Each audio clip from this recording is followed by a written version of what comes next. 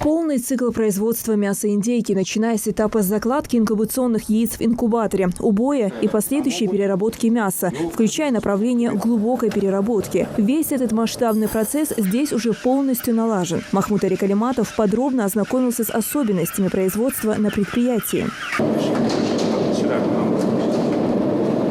Красота какая. Мы очень много комбикорм употребляем. Они вот такие большие. Да. Они, получается, самка 100 дней мы откармливаем 10-12 килограмм. Самец откармливаем 135 дней. Получается 22-24 килограмма. Это специальная порода. И причем без всяких стимуляторов роста, без ничего. Всю инфраструктуру сделали на 2 очереди. У нас все готово. Нет, смотри, ты то же самое будешь ставить? Нет, я буду ставить сейчас. Или что? Увеличивать мощность сюда. Ага.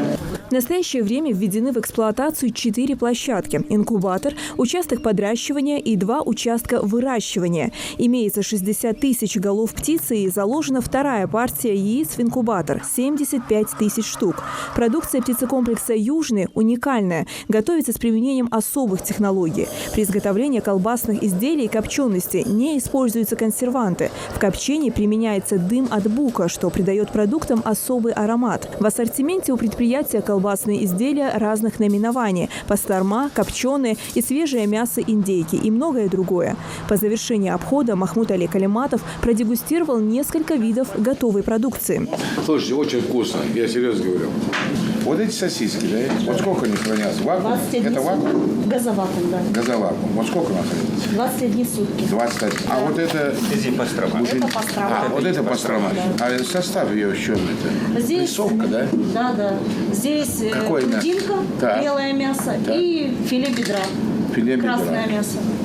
Понятно. Красное-белое мясо перемешка есть. Ну, мы не добавляем никакие консерванты. А вот это вареное сколько будет храниться? 60. 60? 60.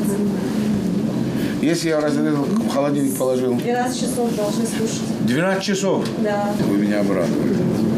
В прошлый раз я видел только цыплят, а сегодня только воздух, что доллар я воздухождя. Понимаете? Потому что я знаю отклики уже, я знаю люди, которые не здесь у нас живут, которые за пределами нашего субъекта. В этом году министр сельского хозяйства сказал, что мы обеспечим мясом баранины, говядины и птицей. У нас мы обеспечим республику уже. Мало того, мы ее, конечно, за пределы будем. А у нас не было, в ноль уходило, ничего не было. И посмотреть высокое технологическое производство вот такое, это ответственность. Сегодня вы дали рабочие места, понимаете? Вы сегодня платите налоги.